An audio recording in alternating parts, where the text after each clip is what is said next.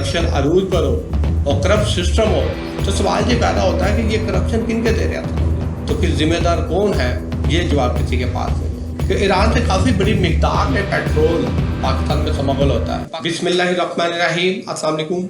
उम्मीद करता हूँ अल्लाह के फजलो करम से आप सब खैरियत से होंगे। इमरान खान ने एक और दूसरा बड़ा आर्टिकल लिख दिया है। सबसे पहले सवाल ये है, क्या हमारा मीडिया आज़ाद नहीं है? अगर ये आर्टिकल इमरान खान हमारे मीडिया को देता तो क्या वो इसको प्रिंट करने की सलाहियत रखते, या फिर ये खदशात है कि इस आर्टिकल को रद्द बदल करके भी हमारा मीडिया पेश कर सकता। यही वजह है कि बैरून ममालिक में आर्टिकल को शाया किया जाता है। आर्टिकल की शुरुआत ही यहाँ से होती है कि अब इनके पास मुझे मारने के अलावा कोई दूसरा रास्ता नहीं है, लेकिन मैं इनको बताना चाहता हूँ कि मौत से मुझे डर नहीं लगता। आज से तकरीबन 2 माह पहले मुख्तलिफ हलकों की तरफ से जुल्फ़िकार अली भुट्टो मरहूम के बारे में बातें मंजर आम पे आना शुरू हो गई कि किस तरह से उनको जेल में अदियत दी जा रही थी और किस तरीके से उनको फांसी दी गई और फांसी देने के बाद किस तरह से उनकी तस्वीर ली गई। शायद ये खबरें मीडिया की इस वजह से भी जीनत बनी, सोशल मीडिया पर इस वजह से भी फैलाई गई कि किसी को डराना हो, धमकाना हो कि आपके साथ भी यही सलूक किया जा सकता है।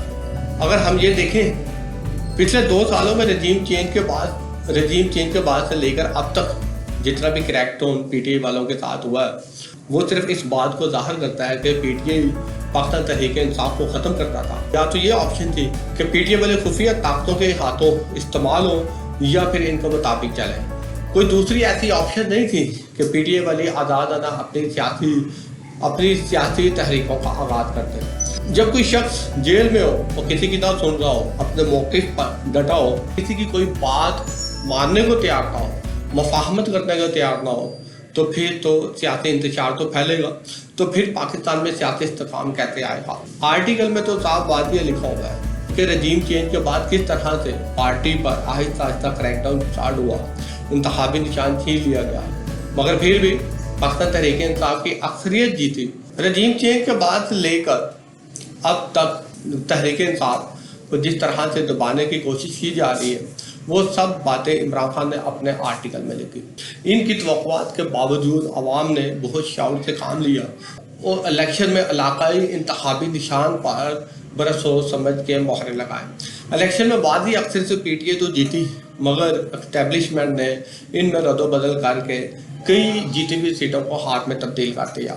9 मई के वाक़ये के बाद जिस तरह से पाकिस्तान तहरीक इंसाफ के कारकुनों पर क्रैकडाउन हुआ और जिस तरह से जुडिशरी को अपने मन मर्जी फैसले के मुताबिक ढालने के लिए दबाव में लाया गया, वो भी सबके सामने है। जहाँ तक कि chief justice of supreme court को भी तनकीद का निशाना बनाया कि वो इस सारी सूरत हाल से वाकिफ तो ज़रूर है, मगर मामले को तूल दे रहे हैं। इसी के साथ साथ कुछ महीनों पहले सोशल मीडिया पर ईरान से स्मगल होने वाले तेल के बारे में काफ़ी खबरें आ रही थी कि ईरान से काफ़ी बड़ी मिकदार में पेट्रोल पाकिस्तान में स्मगल होता है। पाकिस्तान की पेट्रोल इंडस्ट्री से काफ़ी बड़ा नुकसान हो रहा है। बात यह है कि पाकिस्तान में आए दिन कोई ना कोई स्कैंडल निकलता रहता है। अभी कल परसों तो गंदम आटे का स्कैंडल बरामद हुआ था। आरडोन में ईरान से स्मगल होने वाले पेट्रोल की रिपोर्ट शाये हुई है। बात यह है, पाकिस्तान की तारीख को उठाकर देख लें, तकरीबन हर अदारा ही कतारे में जा रहा है। आप ये देख लें, रेलवे को देख लें, पीआईए को देख लें, आप चीनी माफिया को देख लें, गंदम माफिया भी पैदा हो चुका है। आप ये देखें कि कौन सा ऐसा अदारा है या कौन सा ऐसा शोबा है जहाँ से किसी किस्म का कोई स्कैंडल पैदा नहीं होता। अगर पाकिस्तान जैसे मुल्क में करप्शन अरूज पर हो और करप्ट सिस्टम हो, तो सवाल ये पैदा होता है कि ये करप्शन किन के ज़ेर असर होगी।